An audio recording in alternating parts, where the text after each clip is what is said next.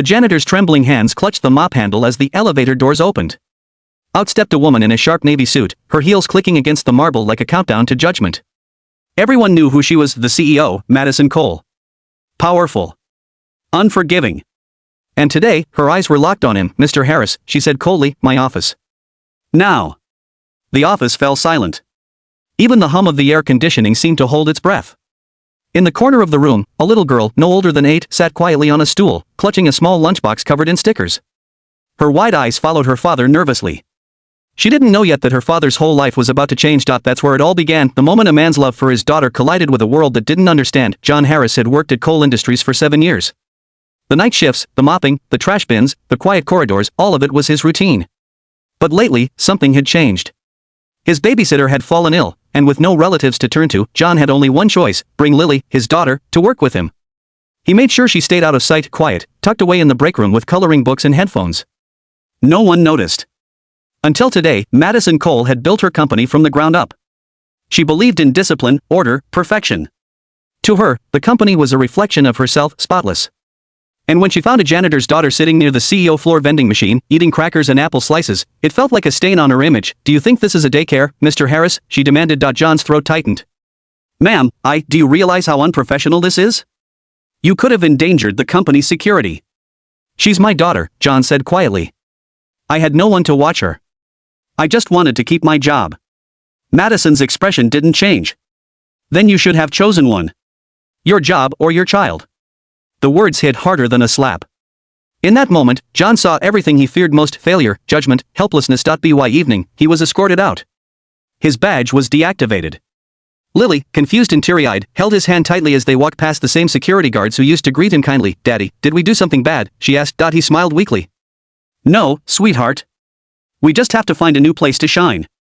But truthfully, he didn't know how. Rent was due. His car was barely running. He'd already been rejected by 3 places that week.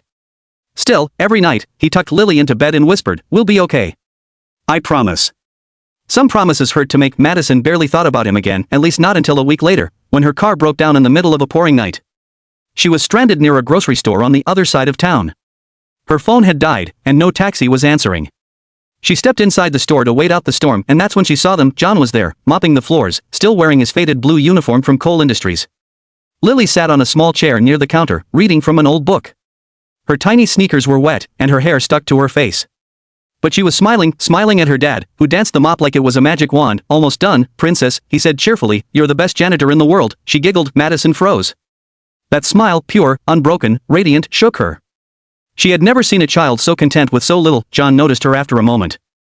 Shock flashed across his face, then embarrassment. "Ms. Cole," he said quietly, straightening. "Didn't expect to see you here." She hesitated.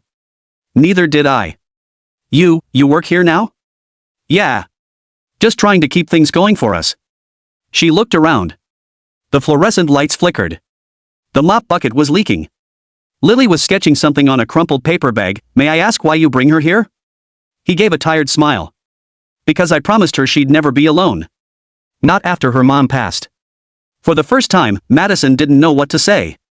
The man she had fired, without a second thought, was now mopping floors for minimum wage, just to keep his daughter close. She watched Lily run to her father, handing him her drawing. It was a stick figure of them, holding hands, under a shining sun. "Look, Daddy," she said. "It's us. We're still okay." Something in Madison cracked open. A memory surfaced, her own father, years ago, missing her school play because of an important meeting. She had told herself success meant never showing weakness, never choosing family over work. But here was a man who had done exactly that and lost everything for it. When John turned back, Madison was gone. The next morning, an envelope arrived at his apartment. Inside was a letter and a company ID. The letter read, "Dear Mr. Harris, I made a mistake. People like you don't just clean our floors, you remind us what integrity looks like. Please come back. Not as a janitor. As our new facility manager. P.S. Bring Lily with you. We're adding a daycare floor." John stared at the letter for a long time. His eyes filled with tears he hadn't allowed himself to shed in months. When he showed Lily, she squealed and threw her arms around him. "I told you we'd be okay, Daddy." And for the first time in years, he believed it. Weeks later, Madison stood at the window of her office, watching as Lily skipped down the new daycare hallway, her father beside her, badge shining, head held high. John looked up and met her gaze through the glass.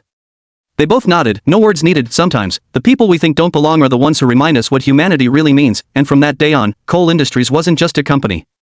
It became a family. The sound of rain against the office windows echoed through the night. Madison Cole sat at her desk, staring blankly at the city lights below. Her reflection in the glass looked tired, successful, yes, but hollow. She had the corner office, the power, the money, but not peace. Not since that night in the grocery store when she'd seen John and Lily. Something about the way he smiled for his daughter, despite everything, had burned into her chest like guilt she couldn't shake. She thought she'd done the right thing. Rules were rules. But as the days passed, she found herself questioning those rules and herself. What had her success cost her? Madison's phone buzzed. Her assistant's message flashed, facility renovations complete. New daycare floor ready for inspection tomorrow. She smiled faintly. It was strange, she'd ordered the change after sending John that letter, not even knowing if he'd return. Part of her didn't expect him to. She'd fired him publicly, humiliated him in front of others. But she hoped, quietly, genuinely, that he'd give her a chance to make it right. The next morning, the elevator doors opened to a sight that made Madison's breath catch. John stood in the lobby in a clean uniform, no longer a janitor's faded blues but a sleek gray manager's jacket. His ID badge gleamed with his new title, Facilities Manager, Cole Industries, and beside him was Lily, her small hand wrapped around his finger, a pink backpack bouncing with each step. Madison stepped forward, her voice softer than she intended. Mr. Harris. Lily. Welcome back.